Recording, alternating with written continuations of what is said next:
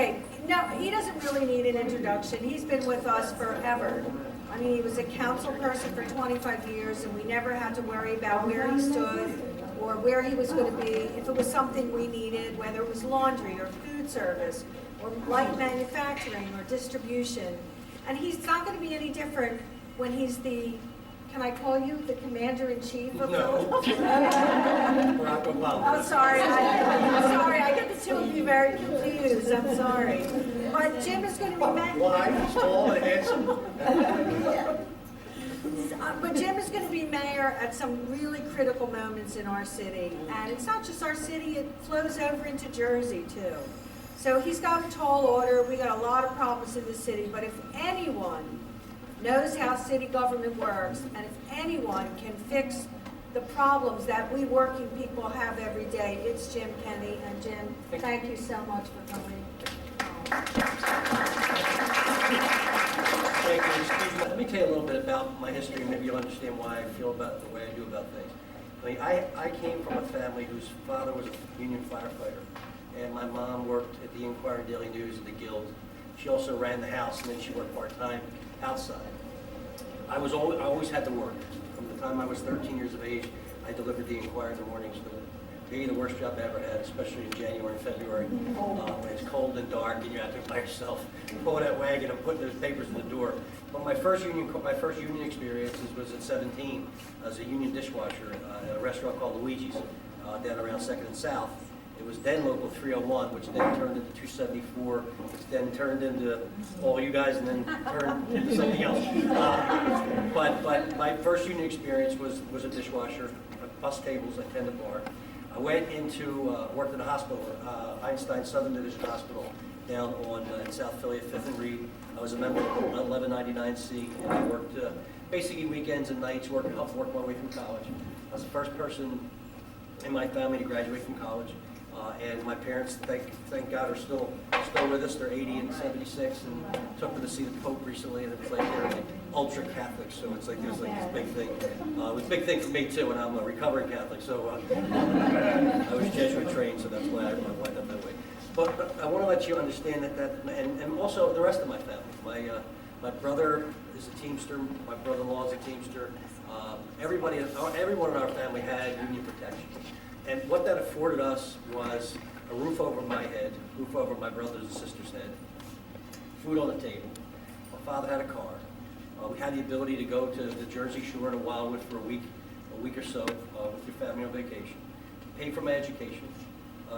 Pay for everything I had. And the reason I'm standing here, potentially going to be the next mayor in the next 2 weeks, is because of the protections that my parents had and my neighbors and relatives had as a result of being able to collectively bargain. That is your constitutional right, to collectively bargain. The owners of the companies have the capital, they own the buildings, they own the equipment, you own the labor. And your ability to organize together as a group, not to fight with your management, but to bargain with your management fairly. Because you know as well as I do, if you're on your own, you're going to get rolled over. You're going to get rolled over. You've seen it over history, you've seen it. You've seen it from the days of slavery, when this country's wealth was built on the backs of African Americans who were held in bondage. Their freedom and then their rise over the years, over decades, into full citizenship, and it's not there yet. There's still a large element of racism in this country to hold people back. And if we ever let, well, in that regard, if we ever let that dog out of the yard again, we're going to have trouble. And let me tell you, if you listen to the Republicans in the national presidential debate, there's some pretty sick guys down there. I mean, they're talking about women, they're talking about minorities, they're talking about putting women back in the kitchen, letting them be barefoot and pregnant, and being held as property by their husbands. That Huckabee guy's a scary guy. And Trump's scarier.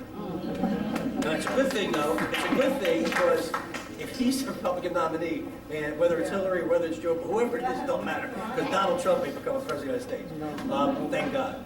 So that was my experience, and that's why I feel the way I do and to take the positions that I do when it comes to organized labor. I had a reporter ask me after the primary, you got all this labor support, how are you going to stand up to those labor guys? That's what I have to stand up to. They're my friends, they're our partners. They're the people who collect the trash, they're the people who run the rec center, they're the people who keep our neighborhoods safe. They're the people who put the houses out when they're on fire, or come, like the rescue squad, and sit outside and come and take care of it. I don't have to fight with them, I don't have to stand up to them. I have to cooperate and get together, and we can move our city forward.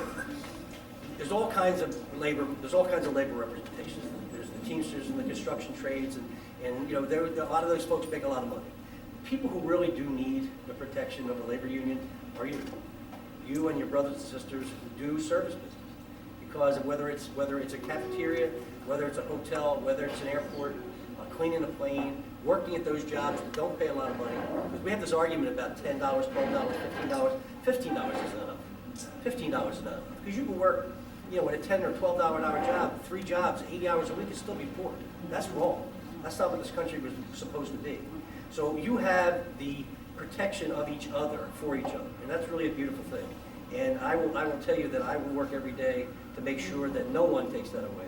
And I'll give you a little story about the airport. Obviously not mayor yet, but there's this conversation going on about re-up the contract with American Airlines US Air.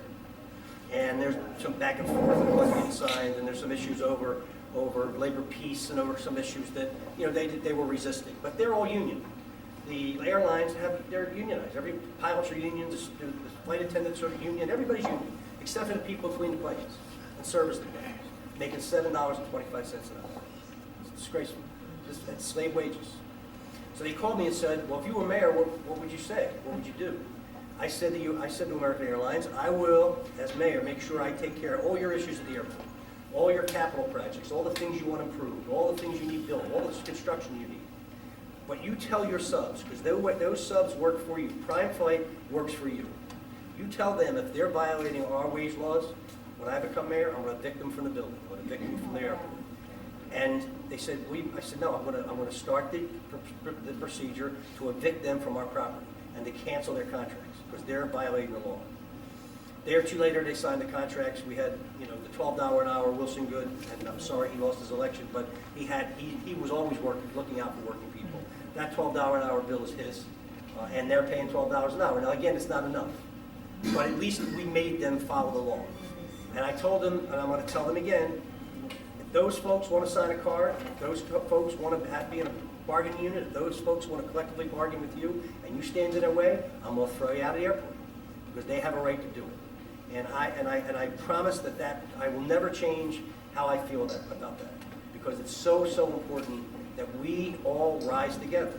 And it's really interesting because if I'm successful on November 3rd, I'll become the 99th mayor of the city, which I think is really nicely symbolic of who I represent, the 99%. And I don't hate the 1%, don't get me wrong, I don't hate them. I like their money, I like their taxes, but I want them to be fair. And whether it is, and again, no matter where you work, and we just had this issue with SEIU, with the janitors, and thankfully that contract, East Coast nationwide got signed, and the issues of throwing those people out of their jobs after they had a signed contract it's unconscionable. We all have there's enough resources and enough stuff in this country for all of us to do well. Now, if you are a multimillionaire and you've earned it or you inherited it, it's yours. I'm not begrudging you, but you're not going to begrudge anybody else the ability to feed their family, take care of their kids, and make their kids have a better life than they had. Because that's what my parents did for me. I have a better life than they had. And they're doing fine, and they're healthy, and they're doing well. But because of their representation and their involvement with organized labor, I had the ability to do what I'm doing. And without them, I would have been lost. So I wanted to thank you for the support you've given me. Congratulations on the goal and the gains that you've made with your union leadership. And you're going to have a friend there, a person who understands what washing dishes for a living is, what bussing tables for a living is, what working in a hospital for a living is, and understands that the respect and dignity you deserve as an employee will always be maintained. And I just want to make sure that you understand that, and I want to thank you for allowing me to come here.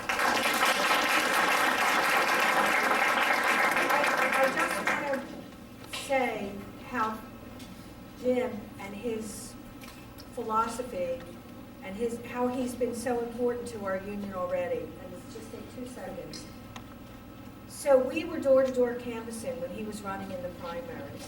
And one thing led to another, and one conversation led to another, and we found out that the food service workers at Cabrini College really needed a union. And it was because we were canvassing for you that those conversations started. And we won that election last week, and we have some of the Cabrini workers here who would love to take a picture Okay, with you. congratulations.